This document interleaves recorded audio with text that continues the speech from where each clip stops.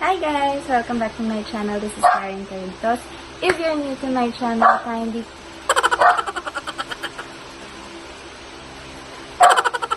Bakit yun? Ulit. A few moments later. Hi guys! Welcome back to my channel. This is Caritos. And if you're new to my channel, please don't forget to click the subscribe button below. And let's be friends. So, today, gagawa po tayo ng Milo Ice Cream! Yay!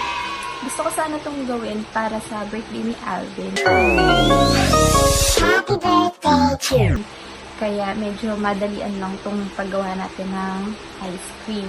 Disclaimer lang po, much better daw po kasi if yung cream, ma-chill po muna natin ng 24 hours. The consistency of the cream will be much better compared kapag hindi mo siya na-chill ng ganun katagal. But since nagmamadali nga tayo, we don't have enough time, dahil nga gusto kong maihabol ko para sa birthday niya, tingnan na lang natin kung ano magiging kakalabasan niya kung hindi natin siya na-chill ng ganun katagal.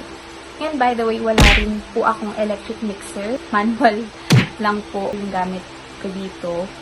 And try natin para rin sa mga netizens na wala rin electric mixer kung ano magiging kakalabasan na ating ice cream. By the way, this is only a 2-ingredient ice cream.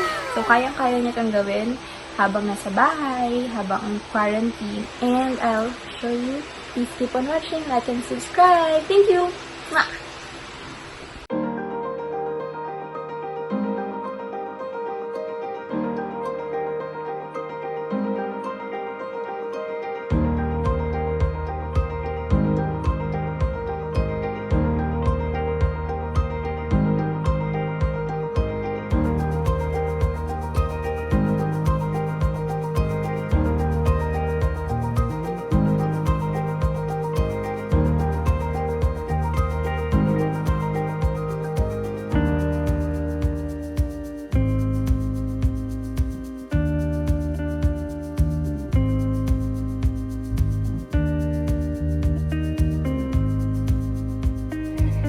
One eternity later.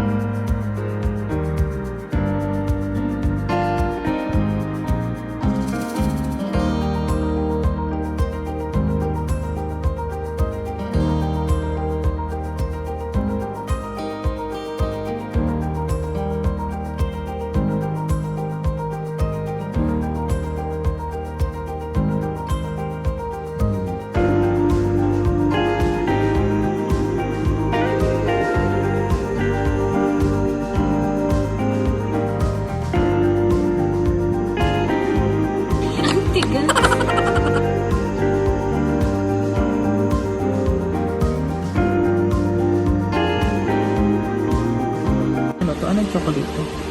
Milo. Ba't yung tigas? Nasa freezer. Hi! Ito na po yung finished product ng Milo Ice Cream.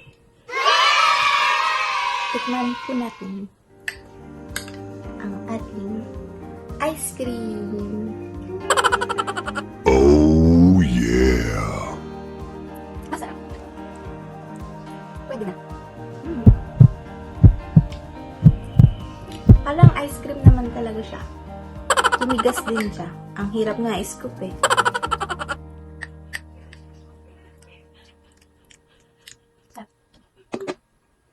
Thanks for watching. Please like and subscribe.